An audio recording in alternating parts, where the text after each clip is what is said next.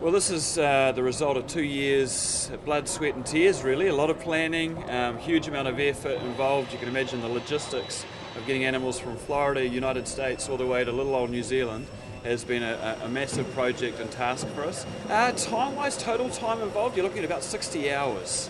So, you know, that's a long transport, and we believe it's one of the longest ever completed in the world. What's kept these guys alive for this long transport is basically they've been introducing oxygen all the way through on the transport over, so they're monitoring that, and then we've actually been able to just constantly monitor them throughout the flight just to check on their condition.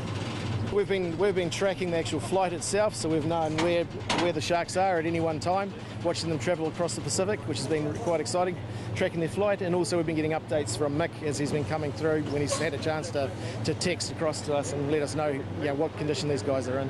Really good to have them here. Very exciting times. He's just chilling.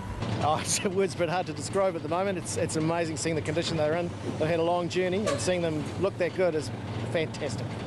We've got a team of experts pretty much from all around the world. So Dynasty Marine have obviously supplied the sharks, and Mick's travelled over with them, so that's been really cool.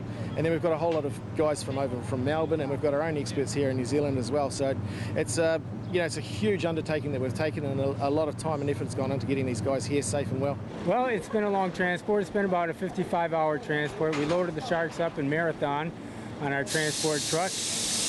What was it, 2 days ago now, about 10, 12 o'clock in the morning, and then transported them up to JFK.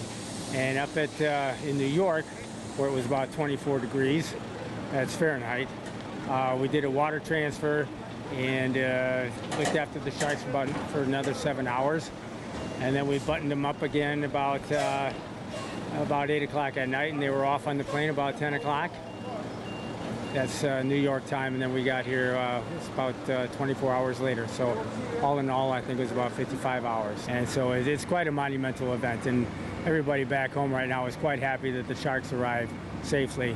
The idea of transporting these guys is highly technical. It's got to be all worked out and planned in advance, and you're actually taking the actual shark in its whole environment with itself. So it's not like just taking a giraffe or something else along. You've actually got to take the environment with it. So all those water quality parameters have to be perfect. It's got to be just bang on the money, otherwise we'll have a problem. Basically, what we're aiming to do by introducing the sharks into Kelly's is actually build up more and more knowledge about these sharks in particular, and hopefully that sort of knowledge that we gain from their behaviours, especially related to their breeding, will actually help us to contribute with other aquariums, that we can build up a bigger knowledge and actually be able to conserve these species in the wild.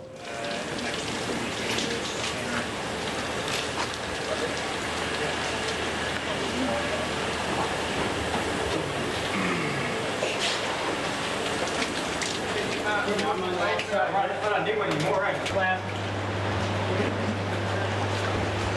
Don't take him out, is it done? No. Don't want him out. We'll take him over. Oh, I'm sorry. Yeah.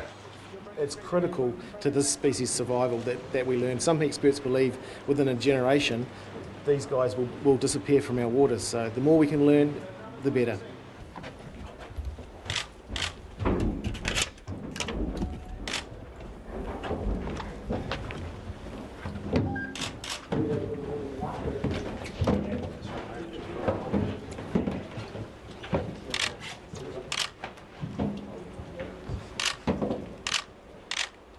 They're awesome. They're fantastic. For a long time, people have had great fear, and we're trying to break down that fear that that sharks aren't all this malicious predators that everybody thinks they are. They're an incredible animal, and they're a key part of our ecosystems. They're just so misunderstood, and they can appear pretty scary at times, but the reality is they're just an awesome predator. They're top of the food chain, and that's what they do. So they need respect, and people need to be educated about that and letting them just continue to rule the oceans.